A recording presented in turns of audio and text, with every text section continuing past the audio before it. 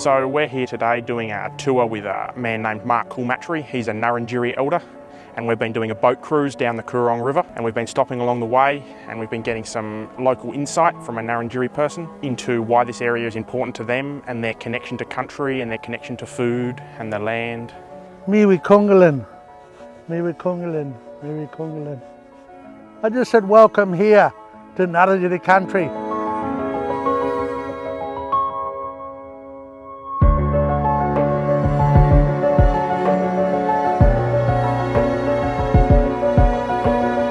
We're up towards Cattle Point. This land is unique in Australia, very important to the Ngarrindjeri people.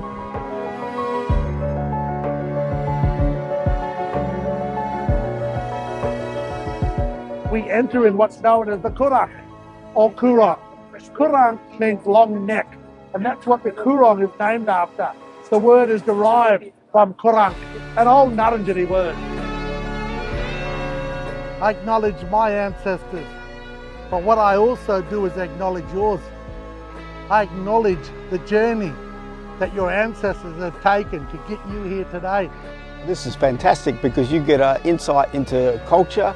You see places you've never seen before, just something extra special to have pointed out the bush foods, the bush medicine by somebody who's lived it all his life.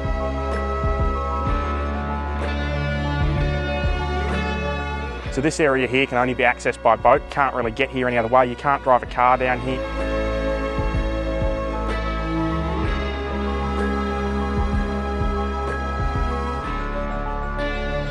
Here we get morning tea, we get lunch, and we get afternoon tea. The options are there to have a cup of tea, coffee, water, juice. If people wish to have alcohol with their lunch, they're quite welcome to get a little bottle of wine, have a beer.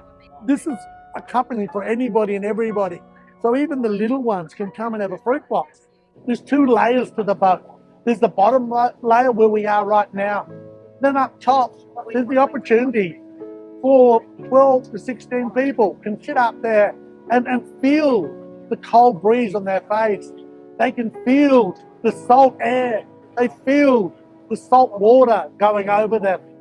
On a very calm day, they get to experience the gentle breeze.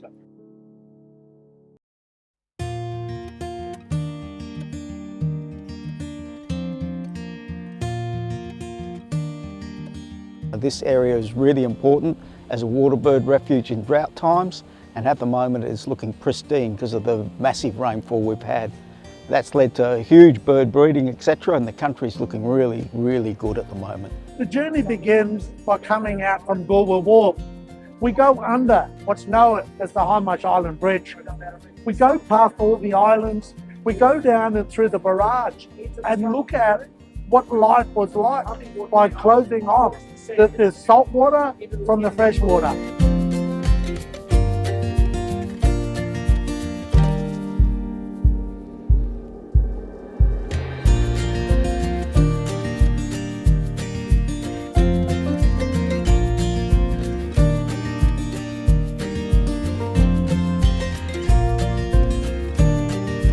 This area of the world is very ecologically important. It's got a massive degree of biodiversity.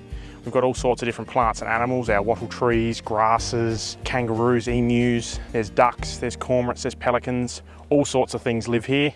It's an excellent breeding ground for these species. It's also an excellent breeding ground for all our local fishes. You've got bream, you've got flathead, you've got mulloway. Coorong mullet's a fantastic fish. As we go along, the skipper will point out recent history. It will look at what the environment is like.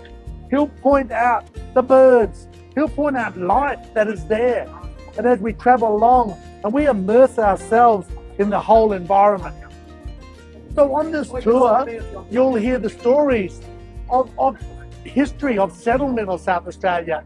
You'll also hear and delve in to the old stories, the ancient way of all of our people that have lived throughout the country and survived here for tens of thousands of years on emus, kangaroos, plants, medicines. If you're into a natural environment, especially young people, this is a really fantastic place to come and learn about, and this is a really fantastic tour to come and do.